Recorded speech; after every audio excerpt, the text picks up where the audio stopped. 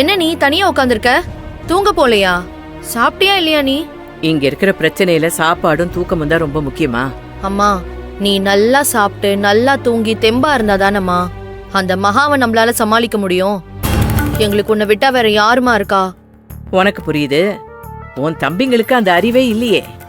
செல்வத்தையும் கதிரையும் அவ ஒரு மந்திரம் போட்டு அப்படியே கட்டி வச்ச மாதிரி வச்சிருக்கா.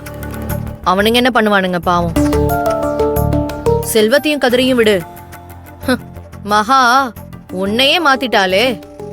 நீ அப்படியே மகா மகான்னு தாங்குற. அவளுக்காக ஒண்ணும் இல்லடி, இந்த குடும்பத்துக்கு ஒரு வாரிசு வரணும், அதுக்காகத்தான். அம்மா, யாரோட வீக்னஸ் எதுன்னு பார்த்து கரெக்டா அடிக்கிறா. ஓ வீக்னஸ் குழந்தைன்னு அவ ஈஸியா புரிஞ்சுக்கிட்டா.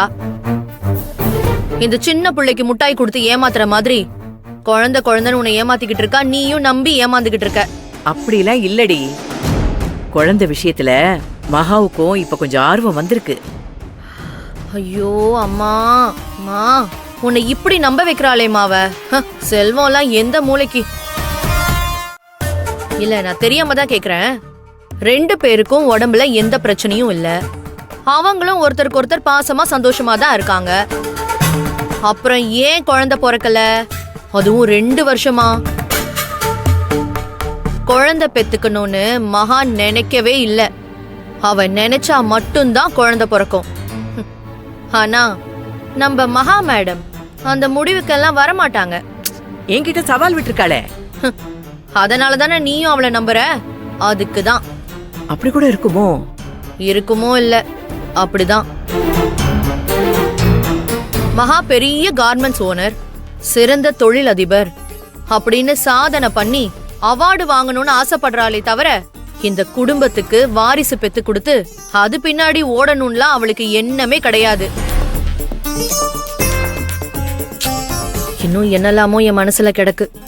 எல்லா உண்மையும் எனக்கு புரியுது. சொன்னா நான் என்னமோ அவ மேல இருக்கிற பொறாமையில பேசுற மாதிரி என்ன சொல்லுவீங்க. அதுவும் அப்பா காதுக்கு போச்சுன்னா கேட்கவே வேணாம். அதனாலதான் நான் பாட்டுக்கு ஒதுங்கி கிடக்குறேன்.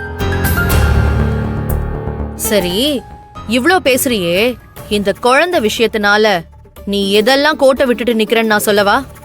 நானா? நான் என்னடி கோட்டை விட்டேன்? ஆமா, அகிலா அவ கழுத்துல போட்டிருக்கால தாலி செயின், அது 7 பவுன். இன்னைக்கு ரேட்டுக்கு எத்தனை லட்ச ரூபா வரும்? அது அந்த மேகனாக்குன்னு செஞ்சது தானே. அதை எதுக்கு அகிலா கிட்ட விட்டு வச்சிருக்க? இதே பழைய கௌரியா இருந்தா என்னைக்கோ அதை நீ புடுங்கிருப்ப. இப்போ அதை நீ மறந்துட்ட. இல்ல வெண்ணிலா, நான் எதையுமே மறக்கல. அந்த செயின் எனக்கு நல்லாவே ஞாபகம் இருக்கு. சீக்கிரமா அதை வாங்கறதுக்கு உண்டான ஒரு வாய்ப்புக்காகத்தான் நான் காத்துக்கிட்டு இருக்கேன்.